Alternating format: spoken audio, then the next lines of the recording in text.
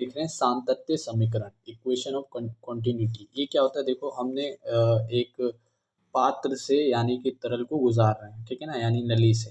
तो हम देख रहे हैं कि एक का जो वॉल्यूम है ये बड़ा है और एक का छोटा है, तो उससे हम देख रहे हैं कि यहाँ पर जो उसका वॉल्यूम है वो क्या है, A1 V1, यानी जो गति कर रहा है वो V1 है। उस गति से जब हम देख रहे हैं, है ना, उसका क्षेत्रफल और उसका जो हमारा क्या है लंबाई है, उसको A1 V1 को हम क्या बोल रहे हैं, उसका क्षेत्रफल और गुणा उसका जो एरिया वगैरह उससे हम करके यानी निकाल लें क्या वॉल्यूम, और उसका A2 V2 है, ठीक है ना। इस तरह हमने PQ एक हमने क्या लिया, नली है, एक तरह का पृष्ठ है, उसमें प्रवाह हो रहा है, ठीक है ना, और उसका घनत्व जो है वो क्या है, रो है, ठीक है ना। अब हमें पता है कि P सिरे से हम प्रति सेकंड देख रहे हैं, ठीक है ना, प्रति सेकंड जो है प्रवेशित द्रव, जो उसमें प्रवेशित द्रव है उसका द्रव्यमान क्या हो, द्रव्यमान क्या हो, देखो घनत्व होता है द्रव्यमान बटे में आयतन, ठीक है ना। तो आयतन गुणा में क्या हो जाएगा हमारा घनत्व, क्या द्रव्यमान, तो आयतन हमने क्या कर दिया, घनत्व से कर दिया गुणा। अब घनत्व देखो क्या आता है, घनत्व m बटे में v होता है, ठीक है ना। तो इससे हमने ये निकाल लिया PV। अब यहाँ पर देखो क्या लिखा है कि Q सिरे से प्रति सेकंड निकलने वाले द्रव का द्रव्यमान। अब Q सिरे से हम निकालना पड़ेगा, ठीक है ना, ये तो हमने P सिरे से निकाला। अब Q सिरे से A2V2 और उसका घनत्व रो हो जाएगा, तो उसको भी हमने निकाल लिया A2V2 और उसका घनत्व रो द्रव्यमान हो गया। अब इन दोनों को जो है हम जब बराबर कर देंगे, यानी कि ये दोनों क्या हो, एक समान उस पे वह है, यानी कि इन दोनों को क्या हमने कर दिया, यानी कि उस पे मान लिया इक्विलिब्रियम पे, तो हमने बराबर कर दिया, तो रो से रो कट जाएगा, तो हमारा क्या आ जाएगा, A1V1 is equal to A2V2 आ जाएगा। यानी कि ये क्या है, A जो है वो V के जो है, अगर हम नियतांक इन दोनों को माने, ठीक है ना, तो ये दोनों क्या होंगे, दोनों क्या होंगे, असमानुपाती होंगे, ठीक है ना, दोनों। यानी अगर एरिया अगर बढ़ेगा, अगर एरिया बढ़ेगा तो हमारा जो वेग है वो क्या हो जाएगा, कम हो जाएगा। और अगर अब वेग बढ़ेगा यानी एरिया अगर कम होगा तो वेग क्या हो जाएगा, बढ़ जाएगा। जैसे हम पाइप में करते हैं ना, जब जब हम पानी दे रहे होते तो उसका एरिया कम कर देते तो वेग बढ़ जाता है, और अगर एरिया जो है ज़्यादा बड़ा रहने देते हैं तो क्या हो जाता है, हमारा वेग कम हो जाता है। अब देखो क्रांतिक वेग क्या होता है, क्रिटिकल वेलोसिटी क्या होती है, कि किसी तरल का वह अधिकतम वेग जिससे कम वेग पर तरल का प्रवाह धारा रेखीय तथा उससे अधिक वेग पर तरल का प्रवाह विशुद्ध प्रवाह होता है। इसका मान घनत्व, श्यानता गुणांक और नली के व्यास पर निर्भर करते हैं। यानी कि ये एक ऐसा वेग है जिससे पता हम लगाते हैं किसका, कि कौन सा हमारा सरल रेखीय यानी कि रेखीय गति कर रहा है, धारा रेखीय, और कौन सा विशुद्ध प्रवाह है। तो वो किस पे निर्भर करता है, यानी समानुपाती होता है घनत्व के ईटा, है ना, और घनत्व हो गया रो, और उसके श्यानता गुणांक ईटा के, और उसके व्यास डायमीटर के डी के, ठीक है ना। तो इसको करने पर हमने XY DB इनका क्या ले रखा है, एक तरह का विमाई ले रखी है, ठीक है ना। तो अब देखो जब हम समानुपाती का चिन्ह हटाते हैं तो R कांस्टेंट आता है, ठीक है ना। तो हम इसको इस तरह भी लिख सकते हैं, VC इज इक्वल टू में RN बटे में रो टी, ठीक है ना। अब ये R क्या है, ये है रेनॉल्ड्स संख्या। अब ये रेनॉल्ड्स संख्या क्या होती है, देखो ये रेनॉल्ड्स संख्या अगर, है ना, R की वैल्यू 2000 होती है, 2000 तक होती है, 2000 से कम होती है तो वो धारा रेखीय प्रवाह होता है। जब ये R की वैल्यू जो होती है 3000 तक पहुंच जाती है तो ये अस्थायी प्रवाह कहलाता है, यानी धारा रेखीय से विषुप्त प्रवाह तक जा रहा है। और जब ये 3000 से अधिक हो जाती है R की वैल्यू, तब हो जाता है विषुप्त प्रवाह। तो R की वैल्यू से हम पता लगाते हैं क्रांतिक वेग, यानी कि कौन सा धारा रेखीय, कौन सा विषुप्त प्रवाह है। अब प्रवाही द्रव की ऊर्जा क्या है, देखो 3 प्रकार की ऊर्जाएं होती है द्रव में, एक गतिज ऊर्जा, एक स्थितिज ऊर्जा, एक दाब ऊर्जा। गतिज ऊर्जा क्या, यानी कि जो गति प्रदान करती हुई ऊर्जा, हाफ mv², ठीक है ना। तो किसी द्रव में उसकी गति वेग के कारण जो ऊर्जा है ना, निहित ऊर्जा होती है, तो गति हाफ mv² गतिज ऊर्जा। और अगर हम प्रति द्रव्यमान करें तो m से m कट जाएगा, हाफ v² आ जाएगा। और अगर हम आयतन, एकांक आयतन में देखें, ठीक है ना, तो उसमें क्या हो जाएगा, m बटे में v हो जाएगा। m बटे में v क्या होता है, हमारा क्या होता है, घनत्व होता है। तो यहाँ पर आ जाएगा हाफ रो v²। अगर अब हम स्थितिज ऊर्जा की बात करें तो किसी द्रव में पृथ्वी सतह से ऊंचाई पर स्थित के कारण ऊर्जा, ठीक है ना, किसी हमारी पृथ्वी की सतह से ऊपर जो है कोई वस्तु रखी है उसमें जो स्थितिज ऊर्जा वो होती है हमारी स्थितिज ऊर्जा ना, स्थिति के कारण। तो वो कितनी है, mgh, ठीक है ना। अब हम प्रति माने का तो m कट जाएगा, gh हो जाएगा। और प्रति आयतन में क्या होता है, प्रति आयतन या एकांक आयतन में क्या होता है m/v हो जाएगा, जिससे हमारा फिर से क्या आ जाएगा घनत्व यानी ρgh हो जाएगा। अब हम दाब ऊर्जा की बात करें तो ये क्या होती है, यानी तीसरी भी एक ऊर्जा लगती है द्रव में, दाब ऊर्जा, जो जैसे कि कोई हमारा जो है धारा वो है, कोई द्रव है, ठीक है ना, उसमें क्या हो जाएगा प्रेशर लगता है।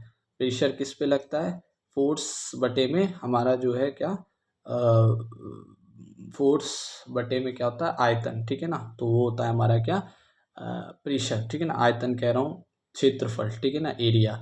तो ये एरिया हो गया, ठीक है ना, और उस पर जब प्रेशर लगता है तो आगे गति भी करता है। और ऊर्जा क्या होता है, ऊर्जा कार्य को बोलते हैं, ठीक है ना, तो कार्य से हम निकालते हैं। कार्य क्या होता है कि जब बल जो होता है वो लगकर विस्थापन होता है, बल गुणा विस्थापन, ठीक है ना, ठीक है ना। तो अब देखो हमारा क्या हो जाएगा, पी जो है यानी बल क्या होता है, बल होता है, बल को हम इस तरह लिख सकते हैं कि F इज इक्वल टू में पी ए, हमें पता है ना प्रेशर क्या होता है, बल किसी क्षेत्रफल पे जब लगता है ना तो F बटे में ए, तो F की वैल्यू हमने पी ए रख दी यहाँ पर, दाब गुणा क्षेत्रफल गुणा विस्थापन।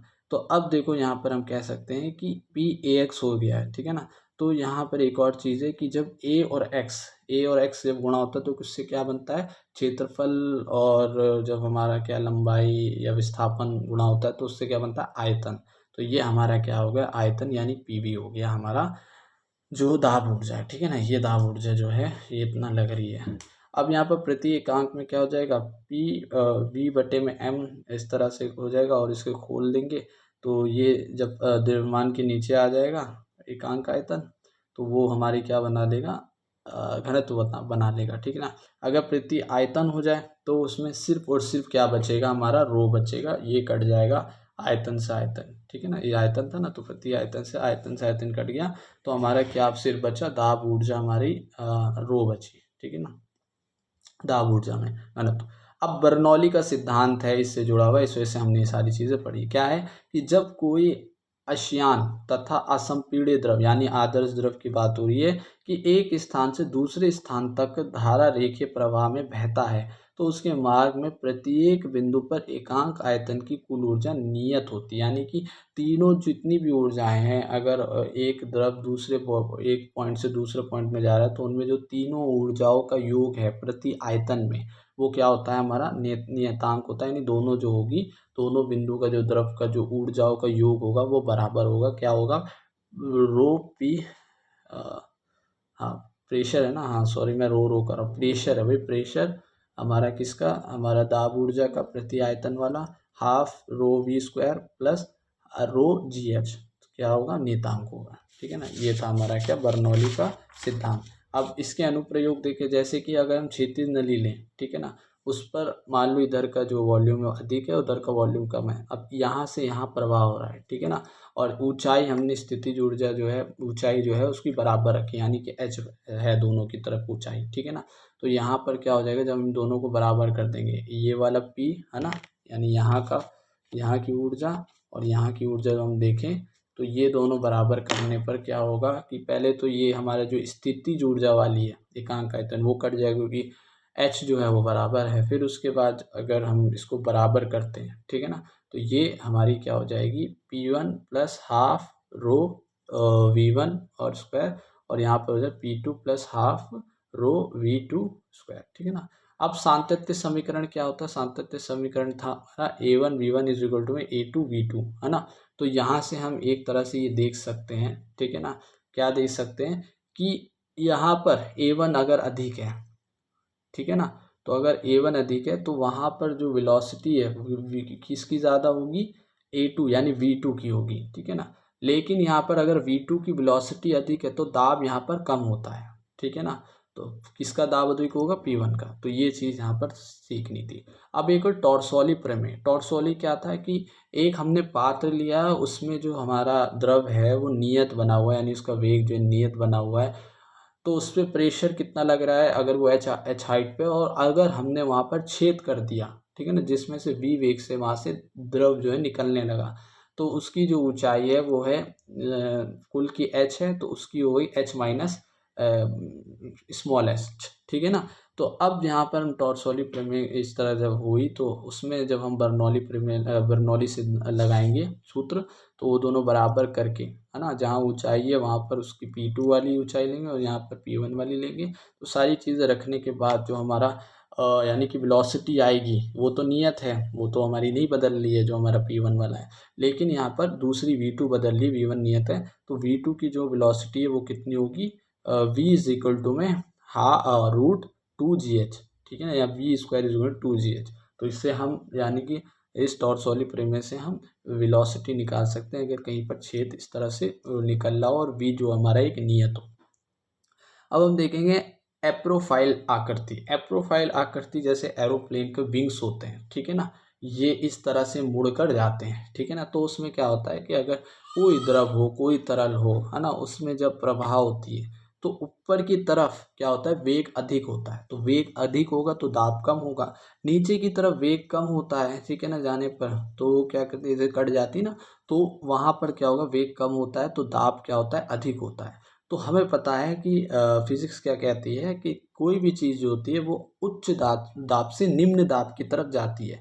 तो जब हम इस तरफ से वस्तु को यानी कि गति करवाएंगे तो वो क्या करेगी, उच्च दाब से निम्न दाब की तरफ जाती है। तो इसी वजह से जो चीज़ है वो खिंचती, यानी अगर एरोप्लेन है तो हवा में उड़ेगा, ठीक है ना। इसी तरह से मैग्नेस इफेक्ट क्या होता है कि अगर गेंद है, ठीक है ना, उसके ऊपर जो है उच्च गति लग रही है, नीचे निम्न गति लग रही है, और नीचे दाब अधिक है, ऊपर क्या है, दाब कम है। तो यहाँ पर जब गेंद जब ठप्पा खाती है तो वो निम्न दाब से उच्च दाब से निम्न दाब की तरफ जाती है, यानी कि वो क्या हो जाती है, स्पिन हो जाती है। इसे मैग्नेस इफेक्ट बोलते हैं। इसी तरह से रेलवे प्लेटफॉर्म पर दूर खड़े होते हैं, क्योंकि जब वो हम जो खड़े हैं यानी कि हमारा वेग जो है वो क्या है, शून्य, एक तरह से मान लो वेग नहीं है बिल्कुल भी, है ना, वहाँ की हवाओं का ये सब का, और हम खड़े हैं तो यहाँ पर प्रेशर अधिक लग रहा है। लेकिन कोई वस्तु है जो एक वेग से आ रही है, अधिक वेग से आ रही है, उसका प्रेशर क्या होगा, कम होगा, ठीक है ना। तो हम क्या करेंगे, हम जो है ज़्यादा प्रेशर वाले हैं और वो कम प्रेशर वाले, तो हम अधिक दाब से कम दाब की तरफ खींचे चले जाएंगे। तो इस वजह से कहते हैं कि प्लेटफॉर्म से हमें जब ट्रेन आए तो हमें दूर खड़े होना चाहिए। इसी तरह से एक है कणित्र यानी स्प्रे, कि उसमें जो तरल है जो स्प्रे के अंदर भरा रहता है ना, तो उसमें क्या होता है, द्रव जो होता है वो नियत रहता है वेग उसका, तो वहाँ पर क्या होगा, दाब जो होगा अधिक होगा, और ऊपर की तरफ क्या होता है, दाब क्या होता है, कम होता है, और वहाँ पर वो गति तेज होती है जब हम उसको पुश करते हैं, तो वो जो है उच्च दाब से निम्न दाब की तरफ आ जाता है। तो इस तरह हमने ये चीज़ देखी। अब हम देखेंगे क्या, पृष्ठ तनाव क्या होता है, सरफेस टेंशन क्या होता है। देखो कि किसी तल पर, है ना, जब हम क्या होते हैं, एक काल्पनिक रेखा पे लंबवत कार्य करते हैं तो उसी को हम क्या बोलते हैं, पृष्ठ तनाव। यानी कि कोई भी अगर हम जो है एकांक लंबाई पर रेखा पर लंबवत जो है उस पर बल लगा रहे हैं, है ना, तो उसको हम क्या कहते हैं, पृष्ठ तनाव। यानी कि द्रव के मुक्त पृष्ठ पर एकांक लंबाई की काल्पनिक रेखा के लंबवत कार्य करने वाले बल को हम क्या कहते हैं, पृष्ठ तनाव कहते हैं, सरफेस टेंशन बोलते हैं। अब ये किस पर निर्भर करता है, द्रव की प्रकृति पर निर्भर करता है, लेकिन क्षेत्रफल पर जो है निर्भर नहीं करता। इसका मात्रक न्यूटन प्रति मीटर हो जाएगा, और इसकी विमा ml 0 और T-2 हो जाएगी, ठीक है। और उसके बाद जो ये जो है ताप पर निर्भर करता है। अगर ताप जो होता है अधिक होता है तो ये क्या करता है कि इसका जो सरफेस टेंशन है वो क्या हो जाता है, कम हो जाता है, ठीक है ना, यानी इस पर दाब कम लगता है। और जब ताप जो होता है वो कम होता है तो सरफेस टेंशन बढ़ जाता है, ठीक है ना। तो वो इस तरह की आकृति ले लेता है, गोल से गुंबद के आकार की। और अगर हम गरम गरम चाय पीते हैं तो उसमें सरफेस टेंशन जो होता है कम होता है, जिसकी वजह से वो पूरी ज़बान पे हमारी फैल जाती है, यानी कि मुंह में फैल जाती है, जिससे गरम उसका स्वाद आता है, ठीक है ना। तो इस वजह से हम गरम करके चाय पीने पे स्वाद आता है, क्योंकि उस पर सरफेस टेंशन जो है वो कम लगता है, जिसकी वजह से वो फैल जाती है। और अगर उस पर सरफेस टेंशन लगता है तो एक जगह पर वो रुक जाती है, एक तरह का क्या बना, वक्र बना लेती है। अब हम देखेंगे पृष्ठ ऊर्जाएं। तो किसी द्रव के पृष्ठ के क्षेत्रफल में वृद्धि के लिए जो कार्य किया जाता है वह उस पृष्ठ की ऊर्जा के रूप में संचित हो जाता है। यानी कि किसी द्रव के क्षेत्रफल को हमने बढ़ाया, अब वो और ज़्यादा क्या होगा, उसके आगे तक कार्य करना पड़ेगा उसको, और उस पर जब जो पृष्ठ तनाव लगेगा उसी को हम क्या बोलते हैं, पृष्ठ ऊर्जा। तो इसको किस तरह निकालेंगे, देखो पृष्ठ तनाव और पृष्ठ ऊर्जा में संबंध क्या होगा कि अगर कोई वस्तु है उसमें कोई तार लगा हुआ, अगर हम उसको किसी द्रव के अंदर डालें, ठीक है ना, तो वो तार ऊपर की तरफ आ जाएगा, ठीक है ना, यानी डेल्टा एक्स उसमें क्या हो जाएगी, वृद्धि हो जाएगी। ए बी तार ए डैश बी डैश हो जाएगा, ठीक है ना, और ये एल लंबाई का तार है। तो यहाँ पर क्या हो जाएगा, उस पर जो कार्य होगा कितना होगा, कार्य क्या होता है, W is equal to F D X, यानी उस पर कार्य क्या हुआ, उस पर बल बल बल लगाए और डी एक्स उसके वो, और बल क्या है यहाँ पर, बल को हम लिख सकते हैं टी इज इक्वल टू में एफ बटे में एल होता है ना, सरफेस टेंशन का। तो उसको हम लिख सकते हैं टी एल, यानी F is equal to L, तो टी एल यहाँ पर रखा हमने। अब एल देखो यहाँ पर क्या है, यानी दो है, यानी एक तो हमारा क्या है, इस तरफ का एल है, और एक यानी कि एल जो है हमने दो लेने हैं, ठीक है ना, लेंथ जो है, तो 2L हमने कर दिया, डेल्टा एक्स हो जाएगा। और हमें पता है एल और एक्स क्या होता है, हमारा एरिया होता है, तो हमने यहाँ पर डेल्टा ए लिख कर दिया, ठीक है ना। तो यहाँ पर जो टी की वैल्यू अगर हम निकालें, है ना, तो पृष्ठ ऊर्जा तनाव की क्या हो जाएगी, टी इज इक्वल डब्ल्यू बटे में डेल्टा ए। अब मैंने अनुप्रयोग बताया, जैसे चाय और पानी में साबुन जिस तरह से होता है, ठीक है ना। तो आगे देखो ससंजक तथा असंजक बल क्या होता है। देखो ससंजक बल वह बल होता है कि जिसमें सभी पदार्थ जो अणु है ना, किसी उसमें द्रव में, वो सेम होते हैं, ठीक है, और उस पर जो लगने वाला बल है, यानी समान अणुओं में लगने वाले बल को हम ससंजक बल कहते हैं। और असंजक बल क्या होता है कि भिन्न भिन्न अणुओं के मध्य लगने वाले बल। अब देखेंगे पृष्ठ कोण क्या होता है, एंगल ऑफ कांटेक्ट क्या होता है, कि अगर मान लो हम किसी पृष्ठ के, है ना, तल से कोई कोण बनाए, ठीक है ना, तो अगर वे क्या होता है, न्यूनतम कोण बनता है, तो वो हमारा क्या होता है, उसे हम बोलते हैं यानी कि जो हमारे फैल जाते हैं ना, तो उसको हम क्या बोलते हैं, ये वाला एंगल ऑफ, दो प्रकार के एंगल ऑफ कांटेक्ट, कि एक तो जो है वो ठोस में फैल जाते हैं, ठीक है ना, जब कोई द्रव जो है ठोस में मिलाया जाता है तो वो फैल जाते हैं, जैसे कि कांच और पानी। पानी में, कांच में जब पानी मिलाए तो वो फैल जाता है, लेकिन अगर हम उसी कांच में पारे को डालें तो वो एक बूंद की तरह बैठ जाता है। तो उसमें क्या होता है कि उसका जो होता है, हमारा जो एंगल ऑफ कांटेक्ट है, यानी कि उस पृष्ठ से जब हम बनाते हैं उसका कोण, तो वो 90 डिग्री से अधिक आता है, यानी अधिक कोण बनाता है।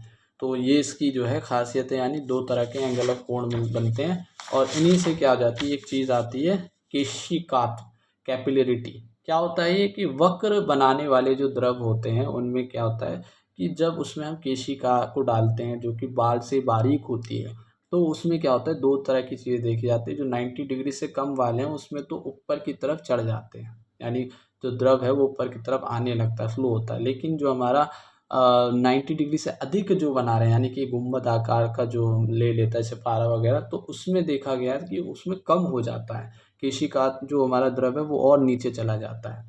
तो ये हमने देखा है कि ठोस में फैलाने वाले द्रव जिसका कोण 90 डिग्री से कम होता है, इसमें केशनली में सदैव द्रव ऊपर की ओर चढ़ता है। और जो ठोस दूसरा जो है, ठोस में द्रव नली फैलते हैं, फैलने वाले जो होते हैं उसमें कोण 90 डिग्री से अधिक होता है, ठीक है ना। तो इसमें क्या होता है, कोण 90 डिग्री से अधिक होता है, तो इसमें केश नली में द्रव नीचे की ओर उतर जाता है। ये मैंने दिखा भी रखा है आकृति में, ठीक है ना, इसमें देखिए नीचे की तरफ आ गया है। अब आगे देखो इसका डेरिवेशन जब हम करते हैं, ठीक है ना, यानी कि इस पे बल वगैरह देखते हैं, आर वगैरह देखते हैं, तो उसका जो आता है, यानी कि अगर हम देखें कितना ऊपर चढ़ा कितना नीचे चढ़ा, तो उसके लिए हम एच को देख सकते हैं, जो कि होता है 2T बटे में रो जी आर, ठीक है ना। और अगर हमें क्या निकालना है, पृष्ठ तनाव निकालना है, तो टी जो हमारा आता है वो होता है रो जी आर एच बाय 2, ठीक है ना। तो इतना हमारा क्या आ जाता है, पृष्ठ तनाव आ जाता है। अब एक आखिरी चीज़ है कि गोल बिंदु बिंदु के भीतर दाब क्या होता है, दाब अधिक के क्या होता है। तो दाब अधिक के क्या होता है कि जो हमारा ऊपर की तरफ जो दाब है, यानी जैसे कि जो दो वस्तु हैं, ठीक है ना, उनमें क्या होता है कि एक तो F1 बल लग रहा होता है, यानी जो पृष्ठ तनाव के कारण लग रहा होता है, और एक उस बिंदु को जो है ऊपर उठाए रखने में, जैसे कोई बिंदु हमने गिराई तो उस वक्त देखा होगा कि उसमें एक गोल गुंबद लग जाता है, तो एक F2 बल लग रहा होता है, ठीक है ना, तो उसे बोलते हैं दाब अधिक्य। तो ये दाब अधिक्य क्या होता है, ये होता है F1 माइनस F2, है ना। यानी दाब अधिक्य को हम P इज इक्वल टू में 2T बाय आर भी बोल सकते हैं, P is equal 2T by R, ठीक है ना। और यहाँ पर देखो दूसरा है कि साबुन के बुलबुले में जब देखें साबुन में दो हमारे बिंदु हो जाएंगे, एक ए बी सी। तो ए वायु वाला हो जाएगा, बी हमारा जो साबुन की लेयर है वो, और सी हमारा यानी बुलबुले की, और सी हमारे वायु है। तो उनमें एक आर त्रिज्या, दो त्रिज्याएं हो जाएंगी, तो इससे हमारा जो हमारा दाब अधिक्य मिलेगा वो भी दुगना हो जाएगा। यानी कि इसमें अगर हम पी ए से सी तक देखें तो P A minus P C जो होगा हमारा क्या होगा, 40/में आर हो जाएगा। तो इस तरह से हमने दाब अधिक्य भी कंप्लीट करा। तो इससे ये पूरा जो चैप्टर है हमारा कंप्लीट होता है।